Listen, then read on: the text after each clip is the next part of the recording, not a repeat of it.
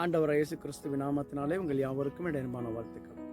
இந்த ஞாயிற்றுக்கிழமையிலே கூட கர்த்தர் நம்மை பார்த்து சொல்லுகிற ஒரு வார்த்தை, பிரசங்கின் புஸ்தகத்தில் 7வது அதிகாரத்தில் 8வது வசனம், ஒரு காரியத்தின் துவக்கத்தை பார்க்கலும் அதன் முடிவு நல்லது, ஆண்டவருக்கே மகிமை உண்டாவதா. இன்றைக்கும் கர்த்தர் நம்மை பார்த்து சொல்லுகிறார், ஒரு காரியத்தை துவக்குவதை பார்க்கலும் அதனுடைய முடிவு நல்லதாக இருக்க வேண்டும், அதனுடைய முடிவு ஆசீர்வாதமாக இருக்க வேண்டும் என்று சொல்லி கர்த்தர் சொல்லுகிறார். பாருங்க, இந்த வருஷத்தை நம்ம ஆரம்பித்துவோம். இந்த 2020வது வருடத்தை நம்ம ஆரம்பித்தோம்.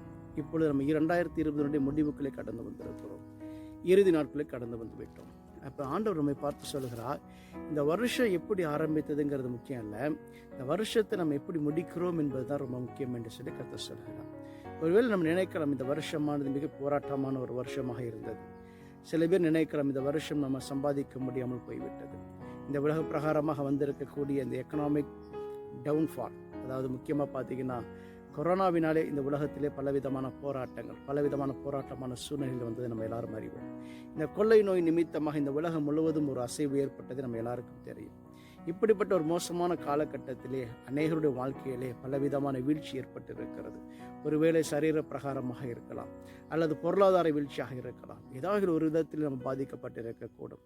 ஆனால் இந்த உலகத்திலே நம்ம வாழுகிற நாட்களிலே நாம் கர்த்தருக்கு என்று சொல்லி எதை செய்கிறோம் என்று சொல்லி கர்த்தர் நம்மை பார்க்கிறார்.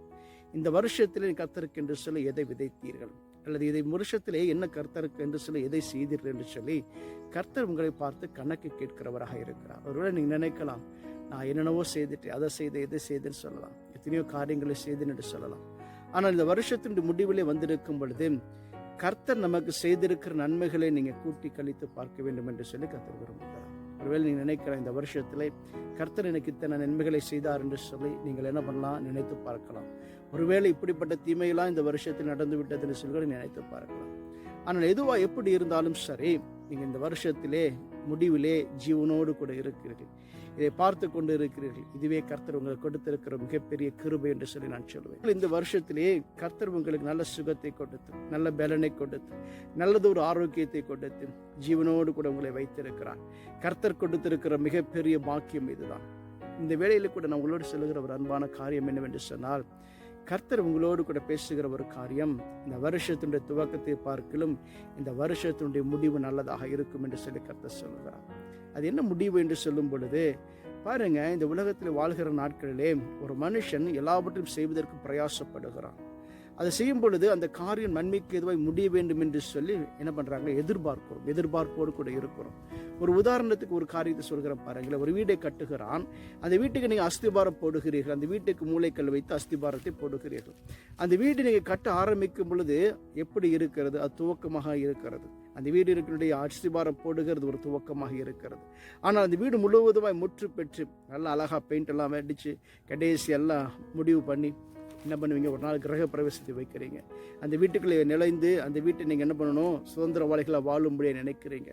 இதுதான் கர்த்தர் கொடுக்கக்கூடிய ஒரு நல்ல ஒரு முடிவாக இருக்கிறது. அப்போ பாருங்க, இந்த உலகத்திலே ஆரம்பம் எப்படி இருக்கிறது என்பது முக்கியம் இல்லை, முடிவு எப்படி இருக்கிறது, முடிவு ஆசீர்வாதமாக இருக்கிறதா, முடிவு நன்மையாக இருக்கிறதா என்பதுதான் முக்கியமாக இருக்கிறது.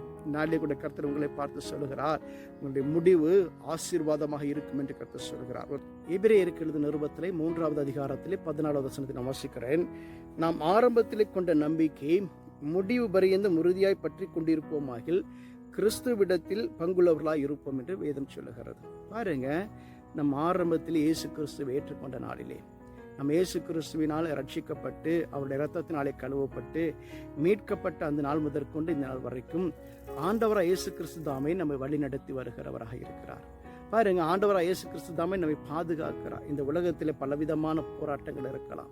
இந்த 2020 வருஷத்தில் எத்தனையோ விதமான போராட்டங்கள் இருந்திருக்கலாம். ஆனால் இவைகளுக்கு மத்தியிலே தான் கர்த்தர் நம்ம என்ன செய்தாரா, நம்மை பாதுகாத்து கொண்டார். அவர் தம்முடைய அன்பினாலே நம்மை தாங்கினார், ஏந்தினார், சுமந்தார், தப்புவித்தார் என்று பார்க்க முடியும். பாருங்க, இந்த அருமையான தேவனாய் கர்த்தர் இன்றைக்கு சொல்லுகிற ஒரு காரியம், அவர் மீது வைத்திருக்கக்கூடிய நம்பிக்கையிலே, அவர் மீது வைத்திருக்கக்கூடிய அந்த விசுவாசத்திலே நீங்கள் முடிவு பரியந்தும் உறுதியாயிருங்கள் என்று கர்த்தர் சொல்லுகிறார். அதென்ன முடிவு பரியந்தம் என்று சொன்னால், நீங்கள் வாழ்நாள் முழுவதும் தேவன் மீது உறுதியாக இருங்கள், பற்றுடையவர்களாக இருங்கள், விசுவாசம் உடையவர்களாக இருங்கள் என்று சொல்லி கர்த்தர் சொல்லுகிறார். பாருங்க, விசுவாசம் இல்லாமல் இருக்கும் பொழுது சில பேர் என்ன பண்றாங்களாம், பின்வாங்கி போய் விடுகிறார்கள். மாறுபாடான காரியங்களுக்குள்ளே நுழைந்து விடுகிறார்கள். பல பொல்லாத இருதயத்தோடு கூட விசுவாசத்தை விட்டு விழுந்து போய் விடுகிற நிலைமை ஏற்பட்டு விடுகிறதை நம்ம பார்க்க முடியும். பாருங்க, ஒரு சம்பவத்தை சொல்ல நான் நினைக்கிறேன். வேதத்தில் பார்க்கும் பொழுது லோத்தினுடைய மனைவியை நினைத்துக் கொள்ளுங்கள் என்று கர்த்தர் சொன்னார். ஏன் லோத்தினுடைய மனைவி நினைத்துக் கொள்ளுங்கள் என்று சொல்லி இயேசு கிறிஸ்து சொன்னார்னு பார்த்தீங்கன்னா, அந்த இடத்திலே ஆண்டவர் லோத்துவையும் அவனுடைய மனைவியையும், அது மாத்திரமல்ல அவனுடைய குடும்பத்தையும் கர்த்தர் பத்திரமாய் பாதுகாத்து சோதோம் குமாராவுடைய அழிவினுடைய விலைக்கு அவர்களை பாதுகாத்துக் கொண்டார். அவங்களை வெளியே கொண்டு வந்து விட்டார். சோதோம் குமார பட்டணத்தை விட்டு வெளியே கொண்டு வந்து விட்டார். கர்த்தர் சொன்ன ஒரு வார்த்தை என்ன சொன்ன தெரியுங்களா? நீங்க இந்த சமபூமி எங்கும் நில்லாமல் ஓடிப்போங்கள், எங்கேயும் திரும்பி பார்க்காமல் ஓடிப்போங்கள் என்று சொல்லி சொன்னார். ஆனா இவங்க என்ன செய்தாங்க பாருங்க, ஆண்டவருடைய வார்த்தையை மறந்து போயிட்டாங்க. பாருங்க, யார் மறந்து போனா? லோத்தின் மனைவி மறந்து போயிட்டான். என்ன செய்தா? இந்த இடத்திலே பின்னிட்டு திரும்பி பார்க்கிறான். ஏன் பின்னிட்டு திரும்பி பார்த்தா? அந்த தேசம் அழிந்து கொண்டு இருக்கக்கூடிய ஒரு தேசம், அழிந்து போகிற ஒரு வாழ்க்கை. அந்த வாழ்க்கையை அவள் திரும்பி பார்க்கிறான். ஒன்றுக்கும் பிரயோஜனம் இல்லாத ஒரு வாழ்க்கையை திரும்பி பார்க்கிறான். அற்பமான ஒரு வாழ்க்கையை திரும்பி பார்க்கிறான். அவள் என்ன நினைத்தால், தன்னுடைய ஆஸ்திகள் எல்லாம் அழிந்து போய் விடுகிறது, சோதம் குமார பட்டணத்தில் அவள் சேர்த்து வைத்திருந்த ஐஸ்வர்யங்கள் எல்லாம் அழிந்து போய்விட்டதே என்று சொல்லி அவள் பலவீனத்தோடு கூட வருத்தத்தோடு கூட திரும்பி பார்க்கிறார். ஓடி போகும் பொழுது எந்த இடத்திலும் திரும்பி பார்க்காமல் ஓடுங்கள் என்று கர்த்தர் சொன்னார். ஆனா அந்த இடத்தில் லோத்துனுடைய மனைவி மாத்திரம் திரும்பி பார்த்தாள். திரும்பி பார்த்தனுடைய விளைவு பயங்கரமாக இருந்தது. அவள் திரும்பி பார்த்து உப்புத்தூணாய் மாறி போனாள் என்று வேதம் சொல்லுகிறது. பாருங்க, அந்த இடத்திலே பரிதாபமான ஒரு நிலைமை ஏற்பட்டது. கர்த்தர் அவர்களை ரட்சித்தார், வெளியே கொண்டு வந்தார், பாதுகாத்து கொண்டார். ஆனாலும் கூட லோத்தினுடைய மனைவியுடைய இருதயத்திலே என்ன இருந்தது தெரியுங்களா? சோதோம் குமாரா பட்டணத்தை குறித்து தான் நினைவு இருந்தது. அவள் இருதயம் எதை குறித்து இருந்ததுன்னு சொன்னீங்கன்னா, தான் விட்டு வந்த செல்வத்தை குறித்து, மாஸ்திகளை குறித்து, அந்தஸ்துகளை குறித்து தான் இருந்ததை ஒழிய தேவனை தேட வேண்டும், தேவன் கொடுத்த வார்த்தை பின்பற்றி ஓட வேண்டும் என்று சொல்லுகிற ஒரு நோக்கம் இல்லாதவளாக ஓடினாள்.